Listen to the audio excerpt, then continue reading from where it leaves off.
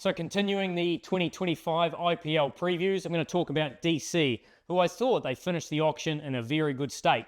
So let's talk about the process that they went through to start with.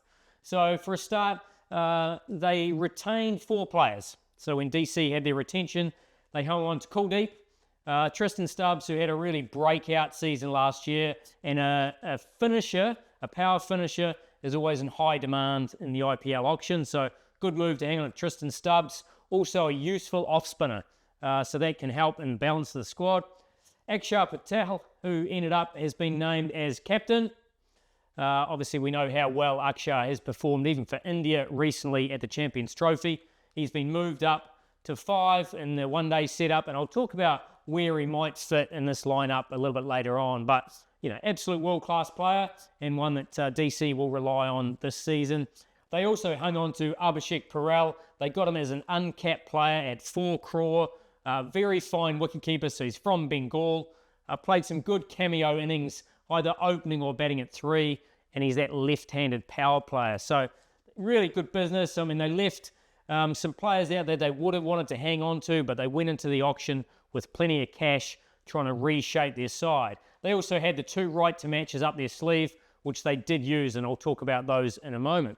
So they've gone into the auction. We saw in 2024 they finished 6th. They were very much there or thereabouts in terms of playoff contention. They just couldn't quite win those key games. And one of the guys that got them to that position is Jake Fraser-McGurk. Now, they didn't retain Jake Fraser-McGurk, but they did right to match him at the auction for around about 9 crore. He was a sensation last year in terms of giving DC an absolute flyer in the power play. Played some innings that just took the game away from the opposition, and there was no way they were going to let him go at the auction. Now, Jake Fraser-McGurk has not been in great form since then. Let's be honest. He's played for Australia, in and out, didn't have a great BBL, was picked as a reserve in the Champions Trophy or in the squad, didn't play. So he will be slightly short of confidence, but he did look like he started to find a little bit of that back towards the back end of the Big Bash, but he will be a key player for them at the top of the order. Now, Faf du Plessis they bought for 2 crore, and he potentially could have been a backup for Jake Fraser-McGurk. And my word, what a fabulous backup Faf du Plessis is. He's 40 years old, but he's playing his best cricket. He scored over 1,000 runs the last 3 years in T20s around the world. Strike rate of well over 140. So his form has been exceptional. 2 years ago, he scored 730 runs, strike rate 160 in the IPL. So last year, average 29, strike rate of 161. So didn't have the volume last year, but still had the impact. So if he's going to start on the bench, Jake Fraser-McGurk will be a bit under a bit of pressure.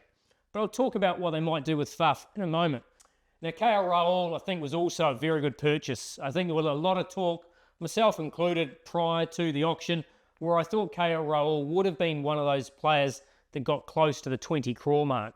So the likes of Shreyas Iyer, who went for 26.75, I thought KL Rahul, I don't think he ever would have gone that far, but I thought he would have been close to a 20 crore player. They got him for 14 crore. That gave him a lot of flexibility in terms of what they did further down the lineup. So we know KL can keep. He doesn't have to do that. And I think Abhishek will slot in there at 3, probably with the gloves. But they've got that option if they need to with KL without having to change the shape of their side.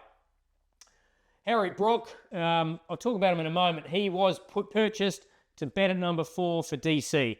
And they paid over 6 crore for him. He was a big part of their future. Obviously, the year before, he was unavailable on personal grounds. This year, he's basically had a bit of a burnout, and he said, look, I need a break. So he's pulled out, subsequently been banned for 2 years of playing in the IPL. So huge loss for DC in their planning. Now, I've put Shai Hope in there as a potential replacement. Now, I've put him in there because he's played for DC before. He's batted in that similar type of role, and I imagine he'll be the type of player that they will be looking for. Time will tell on that one. Now, before I move on to Axar Patel, I'm going to talk about Karan Nair. Now, Karan Nair's had a breakout year. I mean, he's better than that. His numbers have been absolutely phenomenal in domestic cricket, in first-class cricket, list A cricket, and also in T20 cricket. So he will be absolutely knocking down the door for an opportunity to play. It's whether he comes in for someone like Abhishek Parel or whether they potentially see him as someone who could slot down further. And that's a decision they're going to have to make. They could potentially bring in Karan Nair here at 4 and then bring Chamira in this slot. But they've got options. I'll go into more detail about the bowling lineup. But Karan Nair, if he doesn't play, he'll be wondering what else he has to do to get into an IPL lineup. So fantastic form. Axar Patel, now he might not bat at 5, but he certainly has the capability to do that. The reason why I've put him there is he's a left-hander. Once again at DC, sometimes it can spin at the Arun Jaitley Stadium, so he can step up there, manoeuvre the ball around, and be that conduit, I guess, between the top order and the power finishers. So he can slot in there. He could even slide if need be if they want more of a power player, but he's got the flexibility and the experience. Obviously, an absolute lock-in for 4 overs with his left-arm spin as well. Tristan Stubbs, I've talked about that. You know, he's a multi-skilled cricketer, but his ability to come out, finish, strike from ball 1 is exceptional. And you combine that with Ashutosh Sharma, who was exceptional for the Punjab Kings last year. He was in high demand at this year's auction. Went for a relatively good price, under 4 crore, which is probably a bit of a surprise following the high strike rate that he hits in all of his T20 cricket, whether that be IPL, domestic cricket. He is a 6-hitter, he is a power player, and he's a domestic talent. So great business there from DC's perspective. So if you've got, you know, Axar, Tristan Stubbs, Ashutosh, 5, 6, 7, you've got some genuine power towards the back end. Now, I've said this is your batting 11, but you could well have Samir Rizvi slotting in here somewhere and then bring him out and bring in Mohit Sharma potentially from your bowling 11. So they've got options there in terms of how they might shape their side. But I think if they line it up like that, if they've basically set the platform up top and they don't need to use Samir Rizvi, it allows them then to bring in the extra bowling option. It allows them to get 4 seamers and the 3 spinners in. So that'll be something that I'll be interested to see how they do it. I don't think they'll put Samir Rizvi in. I think they'll hold off. And then, as I said, if they need him, they'll bring him in. Similar to the job that he did at CSK when he was there. Mitchell Starc, obviously coming from playing a massive role in the playoffs for KKR in terms of winning that title last season. We know that when he's in song and he's got his timing at the crease, he swings the new ball, he takes power play wickets, and he can bowl death, whether it be over the wicket, hitting the wide hole, or around the wicket, attacking the stumps. So he's got all those capabilities. They will expect new ball wickets from Mitchell Starc. Kuldeep, obviously retained him, is just getting better and better with age. His pace has gone up, so he's bowling a little bit quicker, and then his slow and wide one is his variation. So just a highly skilled bowler, and expect Kuldeep to have another big year for DC. Mukesh Kumar, I guess the Yorker specialist is pretty much what he's known for. Came in as a test bowler in terms of a guy who hit hard length, but in the IPL he's more renowned for running in and bowling Yorkers. In that side, however, he is going to have to bowl with a new ball. We know Natarajan's not, or Natarajan could, but I think Mukesh might have to bowl one early on before Natarajan comes in. So with this though, you've got great finishing specialists. So if the game's getting out of hand, it's a high scoring affair. You've got the Yorker specialist here. Natarajan also the Yorker specialist, but he can swing the new ball if they see that's what he requires. He can bowl the slow ball bounces. And he had a fine year last year for SRH. So good purchase for DC. And then another specialist finisher in Mohit Sharma with those back of the hand and the slow ball bounces. So there's a lot of experience in those four seamers, but there's not a huge amount of cover. And that is one area, I guess, looking at DC from a bowling perspective. If all those 4 stay fit, great. They've got plenty of experience. Probably not the new ball exploits other than Starc. Now, these guys are better probably towards the middle and the back end of the innings. And from a backup perspective, Dashan Nalkande had a very good season domestically. He is a player that I know pretty well, very good all-round cricketer, loves the contest, so will take the new ball, will swing the new ball, and loves bowling at the end as well, and can contribute with the bat. So he's pretty much your only really experienced domestic backup. So that's probably an area of concern for DC just the 4 plus him. There's some Madhav Tiwari is a sort of an unknown quantity really, domestically, sort of from a seam bowling perspective. So not quite the cover in that area that they would like. I'm really impressed with Viprav Nigam as a leg spinner from UP.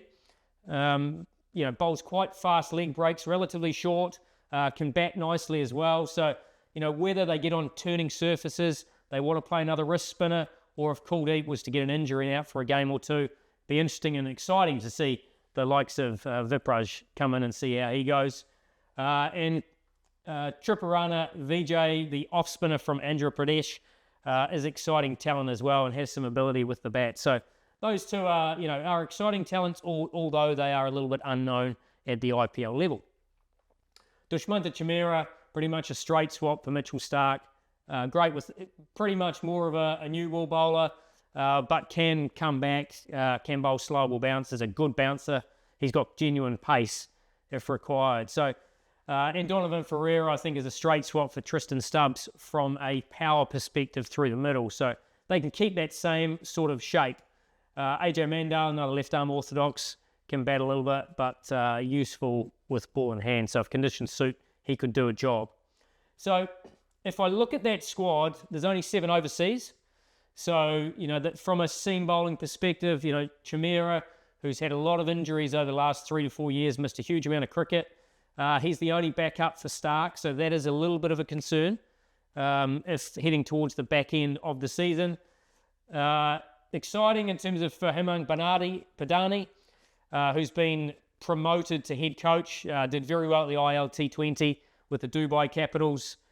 Shrewd head, was a smart operator for India, and I'm sure I'm looking forward to seeing how Hemang goes this season. Now, the other point I want to talk about, sort of these two are linked, okay, in terms of how DC can get the best out of KL Rahul.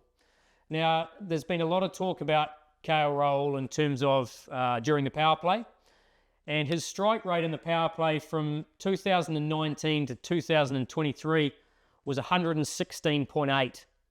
Now, obviously, in the modern game, the strike rate, obviously, in the power play is critical. Now, KL made some big improvements last year, must be known in terms of in the power play. The first 5 or 6 games of the season, he got that up to 150. It did drop after that as the season progressed. But he's a fine player, and he's pretty much always batted at the top, other than when he first started with RCB. Now, I think the injury to Harry Brook opens up a really interesting and exciting opportunity for DC. And that's in terms of trying to get their best players on the park. So what I would do, so if they bring in Shea Hope, look, they could bring him in, keep KL at the top, and, the side's still steady. But I think they've got an exciting opportunity to, instead of batting KL at the top, I would move KL from there. I would put him in the middle order at 4. And we've seen how well KL Rahul has done for India in the Champions Trophy. So we know that he can start against spin. We know he's got power at the back end. It just adds a whole heap more power to this middle order. And that allows you to bring in Faf du Plessis at the top, a guy who has absolutely dominated the IPL for the last 5, 6, 7, 8 years. His numbers are incredible. As I said, 730 runs, average of 56, strike rate of 153 2 years ago. Last year, strike rate of 161. I think if he was to sit on the sideline, I think that would be a big miss for DC if they were to bring in another player to replace Harry Brook. So for me, it also reinvigorates KL Rahul. It says to me, haven't been part of a winning IPL team yet. You are a fabulous cricketer. You've spent a lot of time batting at the top. We know you can do that. But DC would love to have you in the middle order to control all of these slightly less experienced but big power and exciting players. And I think that lineup, with the loss of Harry Brook, is a very exciting one. You've got the experience of Faf. You've got the general power and excitement of Fraser McGurk. You've got Abhishek. So that there is going to take care of the power play. And if they do it well, they could be anywhere. Faf also is a high volume player, so he can bat lower down. KL Rahul can control the middle and the back end with all of the power. So for me, as I said, with the loss of Harry Brook, that is the way I would look to shape DC this year. I think they are a very good-looking side from a bowling point of view. As I said, the way that it shapes up, they're going to need to get a seamer ideally into this impact player. And I think, MikeHesson would be the obvious person who would jump in, and it would give them 4 seamers. Otherwise, 3 seamers, 3 spinners is probably a bit risky on some certain grounds, especially if Dew was to come in. And I think the depth of their seamers is probably a little bit of a red flag for DC. Other than that, I think they're a very good player. They will definitely be in playoff contention come the end of the season. I think there's far too much talent in that squad to not be in contention. But I think they will end up in the same place they were last year, which is 6th, because I can just see if any injuries creep into that side, as I said, the depth, particularly in their seamers, is not quite as strong as some others come the back end when those last few playoff spots are on the line. So I think DC will have a very good year. They could squeeze in, they might not, be touch and go.